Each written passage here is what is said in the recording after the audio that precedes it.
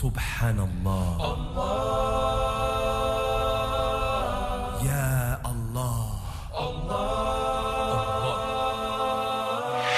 Allahu Akbar.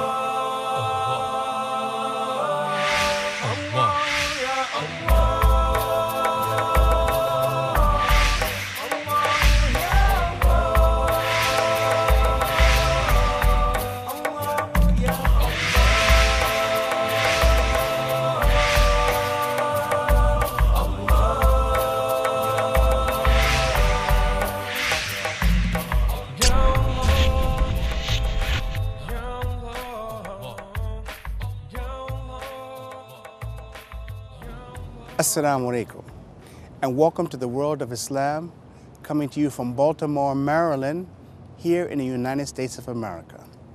From Denmark to China, from Australia to Argentina, from the USA to the UK, there are more than 1.5 billion Muslims in the world today.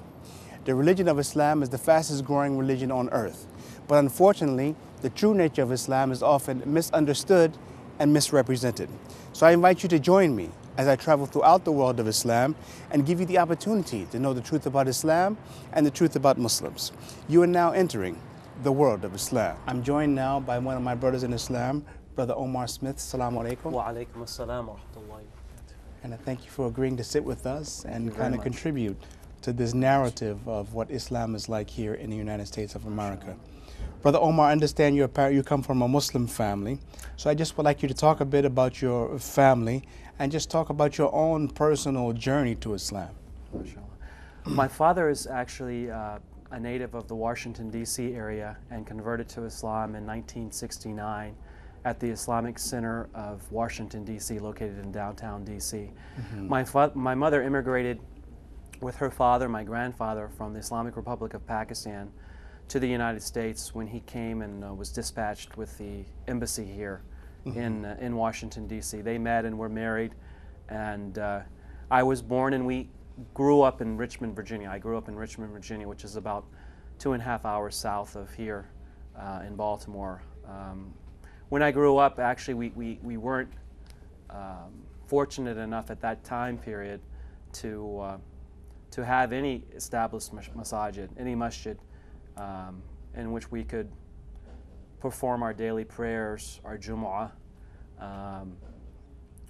or learn the basics of our religion in a way that is best, for Muslims. So that was an unfortunate thing. But after a period of time, the Muslim community there in Richmond actually established a masjid there. At the same time, parallel to that, the Warthin Muhammad movement came in, where actually Islam came into orthodoxy with another group of the Muslims there. So we had a parallel program with regards to Islam coming on the scene. But kind of unfortunate for myself that childhood was not there with regards to the Islamic education and the opportunities that others have in other parts of the world, especially Saudi Arabia, where you can just walk down the street and perform your daily prayer. So we didn't grow up with that luxury. But when I went to university, I went to an urban area, New York, in the New York metropolitan area. It was actually in Long Island. Which university did you go to? It's the United States Merchant Marine Academy. It's similar to United States Naval Academy or Military Academy, West Point. It's one of the 5 federal academies for the United States. So, and what did you learn and what did you study there? I was studying maritime transportation, of course, dealing directly with the Merchant Marine, which is the commercial side of transportation, world transportation. You may see ships in port, car carriers, oil tankers, freight carriers, container ships. These are the type of vessels that you would include in the Merchant Marine. Well, were you always interested in the sea and sailing? Well, I got interested in that kind of through family relationships. I had an uncle who got involved in it, so from that relationship, I kind of was encouraged to get involved also. So I went ahead and got involved in that, and kind of I've made a career of that. So how do you like it? Alhamdulillah, in the beginning it was a lot of work. It was a great deal of time spent away. I wasn't married at the time, so it was a great deal of time spent away from the home, but at the same time I was exposed to a lot of different cities, a lot of different countries, a lot of different ports, and that aspect of it was very beneficial. Now I'm not sailing as much and concentrating more on home life due to the fact that I have two small children. So it's fulfilling my needs, alhamdulillah, from that aspect. Okay, so you didn't have much Islamic education when you were growing up, and you went to the Merchant Marine Academy. Right, I had the, you know, it's so funny, you had the exposure to the Quran, so once you read the Quran, everything starts changing with regards to your whole educational outlook in life, because it speaks directly to the heart, so it's kind of an emotional time period. But you know, here you go growing up, you don't know anything but you're Muslim, but then the Quran kind of changed everything with regards to that. Right, and when you were in that place, you started to study the Quran. I was studying a whole lot, and then you had exposure to a lot of the scholarship that was there in New York City. Siraj Wahaj, Zaid Shaker, Muslim conferences, Muslim activities, all the Majlis Ashura of New York City, all these types of activities were available for me to attend and learn all about my religion from that. But was there a period of time when you feel like that you really got a hold on what it meant to be Muslim? That was a really big period of time in my life where a big transition took part with regards to learning my faith.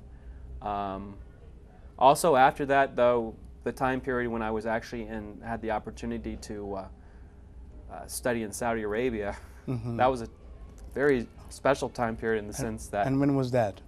That would have been about 5 years after I had graduated from the academy. So I had worked in the Merchant Marine for about 5 or 6 years and continued also while I was in school.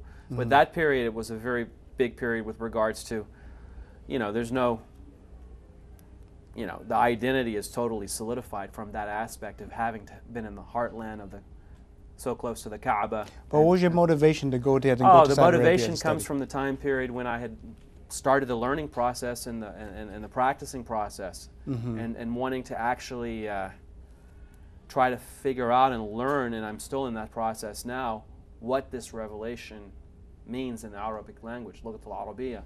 What does it mean when you pick this up instead of just reading the Yusuf Ali translation that we use, you know, that we had at that time? What does the actual Arabic mean, and how do I go about trying to figure out what it means? So that was the motivation for all of that. So how long did you spend at Qura? 3.5 years, approximately 3.5 years. I took an insihab to come back and continue my profession in the Merchant Marine, and had a great time there, mashallah. Right, right. Have you been able to study Islam in any other places? After that time period, I have not, and it's something somewhat on my mind still, but I have not furthered my studies from that time period. No, I haven't, with regards to any further Arabic knowledge, and not in a full-time capacity, no. Now, when you're working in the Merchant Marines, do they have any problem with you being Muslim, or with you wearing your beard, or praying on the boat, or any of these things? In the Merchant Marine, there's like a statement, kind of a saying, I guess.